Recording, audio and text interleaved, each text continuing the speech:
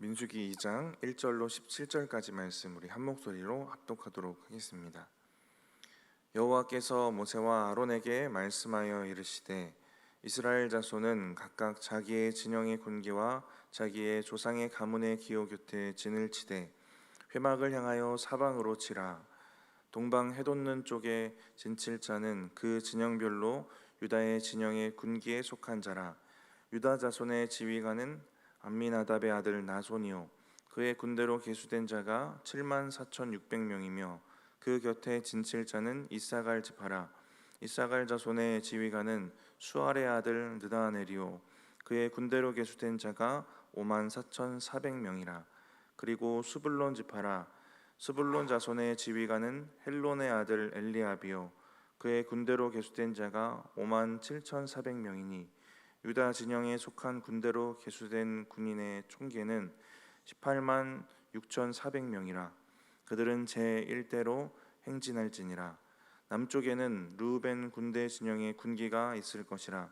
르우벤 자손의 지휘관은 스데울의 아들 엘리수리요 그의 군대로 계수된 자가 4만 6,500명이며 그 곁에 진칠 자는 시므온 지파라.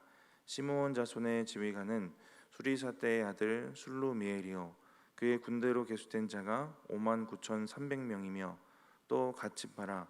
갓 자손의 지휘관은 루엘의 아들 엘리아삽이요 그의 군대로 계수된 자가 4만 5,650명이니 르우벤 진영에 속하여 계수된 군인의 총계는 15만 1,450명이라. 그들은 제2대로 행진할지니라.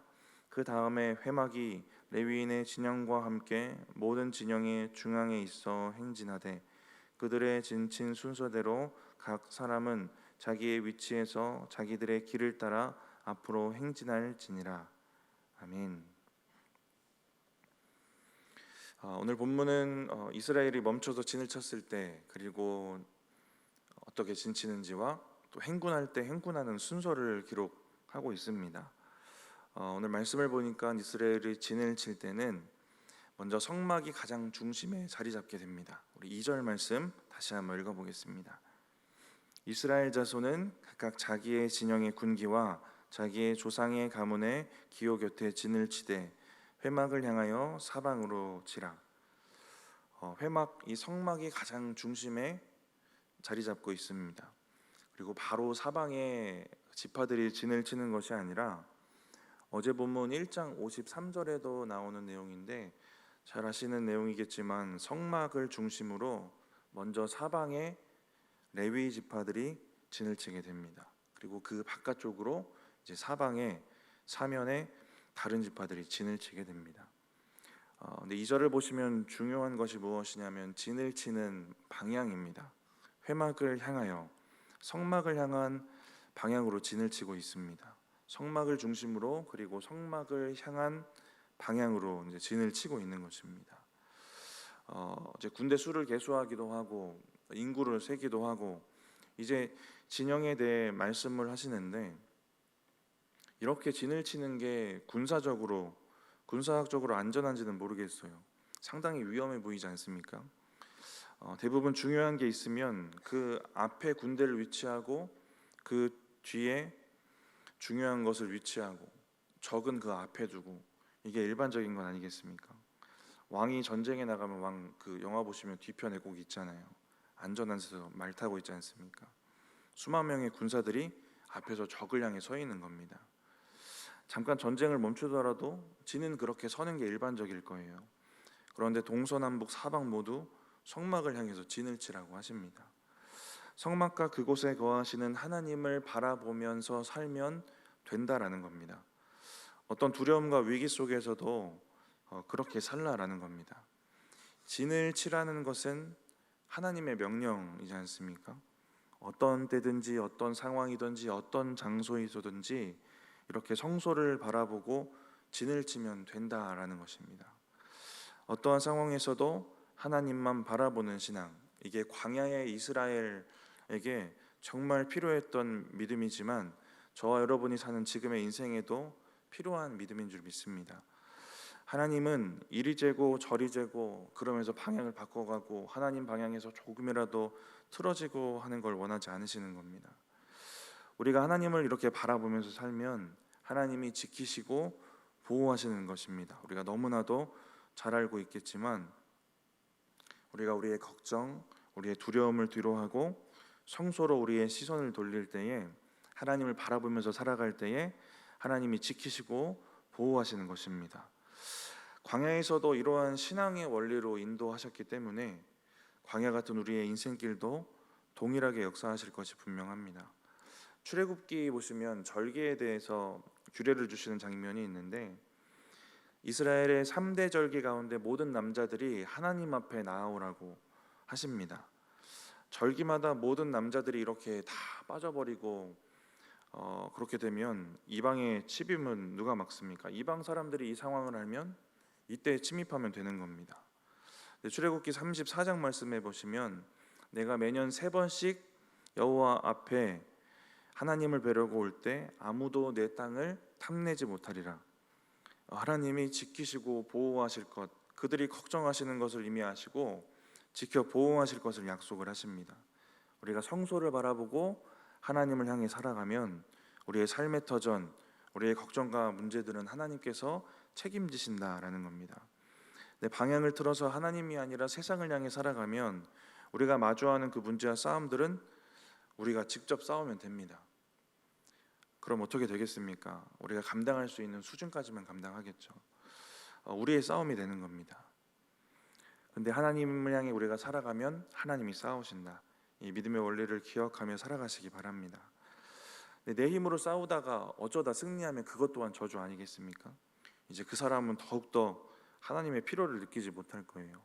근데 우리가 전적으로 먹고 사는 문제, 또 죽고 사는 문제까지도 하나님께 맡기고 우리 주님 바라보고 살아가면 하나님이 일하신다라는 것입니다. 이스라엘의 진영에 중심에 성소가 있다고 했거든요. 이처럼 우리의 중심에도 하나님을 온전히 모시고 또 하나님을 바라보고 신뢰하면서 그렇게 살아가야 한다라는 것입니다. 이어서 3절을 보시면 이제 동쪽에 진을 치는 지파들을 쭉 설명해 나가는데 유다 지파에 대해서 먼저 이야기를 합니다. 우리 3절과 4절 말씀 읽어보겠습니다. 동방 해 돋는 쪽에 진칠 자는 그 진영별로 유다의 진영의 군기에 속한 자라.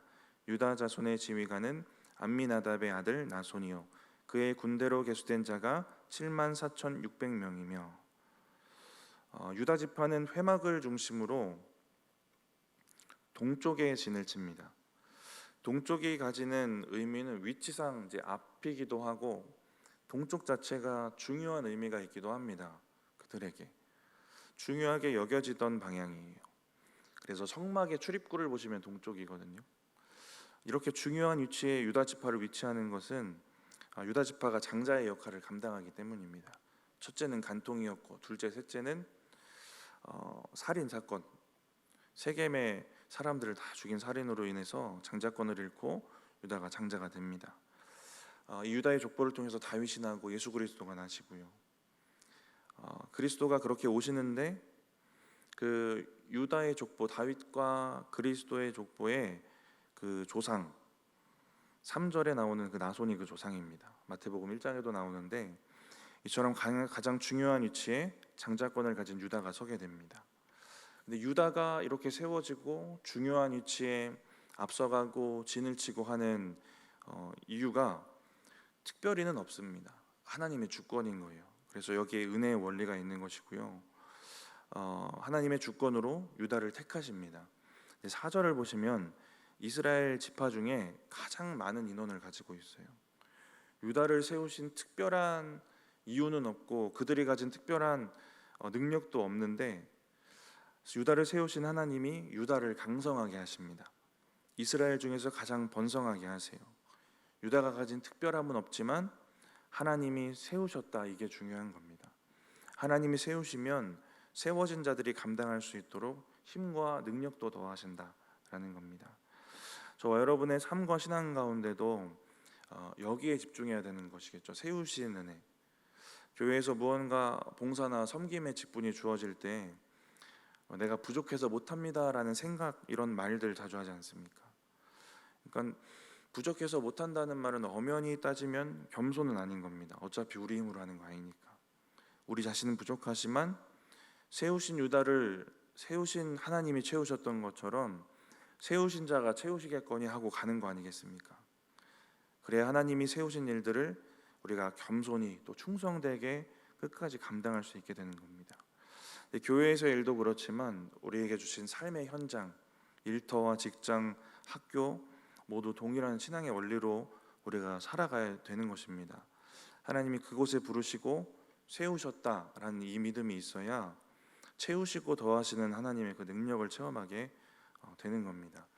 그래야 우리를 세우신 삶의 현장들이 그냥 먹고 사는 문제를 해결하는 곳, 그냥 그곳에서 벌어지는 나의 문제만 해결하는 그러한 상황에 머물지 않고 세우신 목적과 세우신 하나님, 그곳에 또 감당할 수 있도록 주시는 힘과 능력을 의지하여 살아갈 수 있게 되는 것입니다.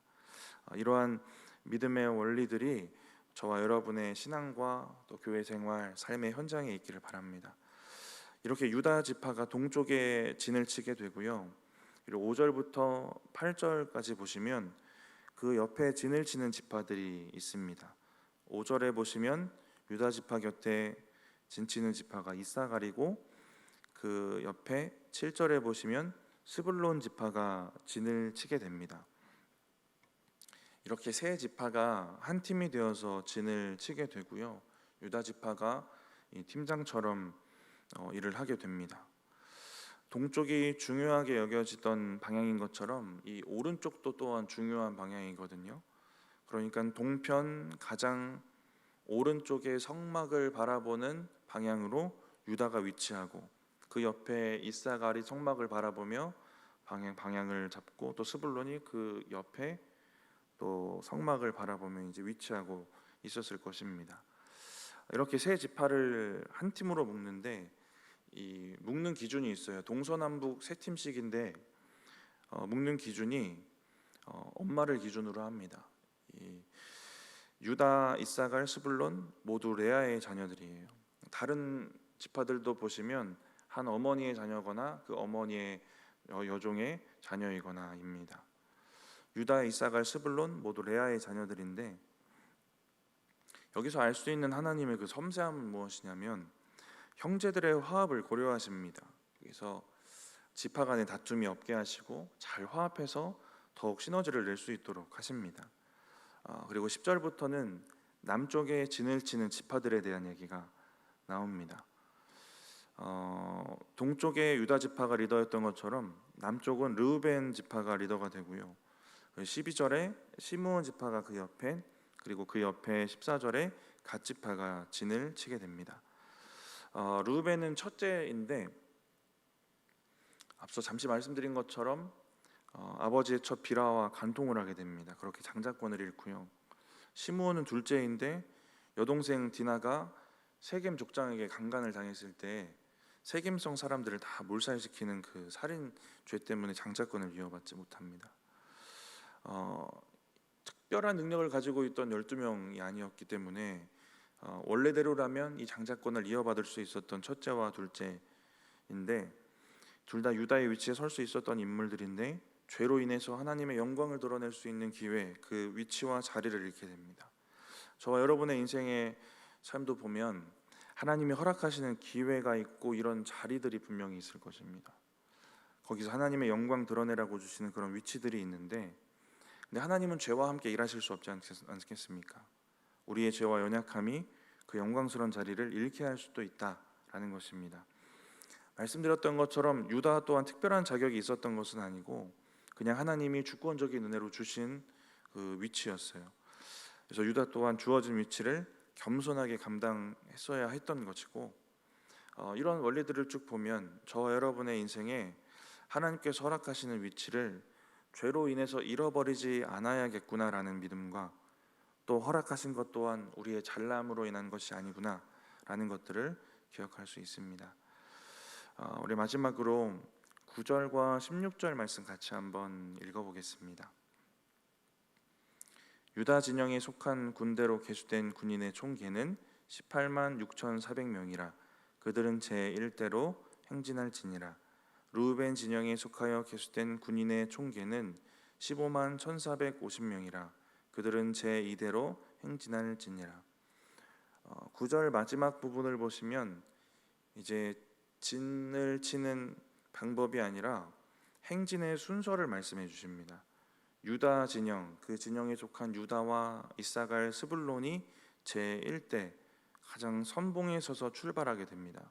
그리고 16절에 르우벤 진영에 르우벤과 시므온과 갓 지파가 제2대로 그 뒤를 따라가게 됩니다. 어제도 잠시 말씀드렸던 건데 진영을 편성하는 방법, 행군하는 순서, 여기에 영적 의미가 있습니다. 앞서 나누었던 것처럼 우리 가운데 하나님을 중심에 거하시는 하나님을 중심으로 우리의 앞서 가시는 하나님을 따라서 가는 것입니다. 제1대로 유다 진영의 세 지파가 선봉에 섰지만 그 앞에 있는 것이 있지 않습니까? 정말 앞서가는 게 있는데 법궤입니다.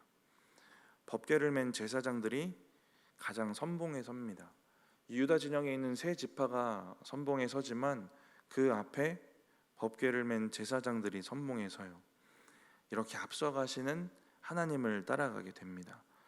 저와 여러분의 삶에 동일한 믿음이 있기를 바랍니다. 오늘 이 진을 치는 방법, 또 행진하는 순서와 방법, 방향에 따라서 주어지는 이 하나님의 그 신앙의 원리와 믿음의 원리들이 저와 여러분의 삶에도 있기를 바랍니다.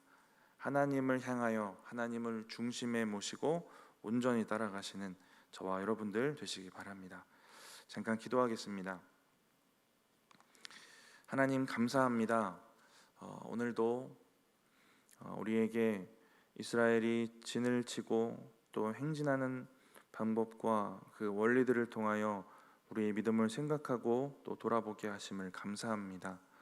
하나님을 온전히 우리의 중심에 모시고 앞서가시는 우리 하나님을 온전히 따라가는 우리의 믿음이 될 수 있도록 주님 함께하여 주시옵소서. 하나님, 진을 치고 행진하는 그 순서들이 사람의 눈에는 뭔가 사람의 능력의 순서처럼 보이지만 모두 자격 없지만 하나님께서 주시는 전적인 은혜임을 믿습니다.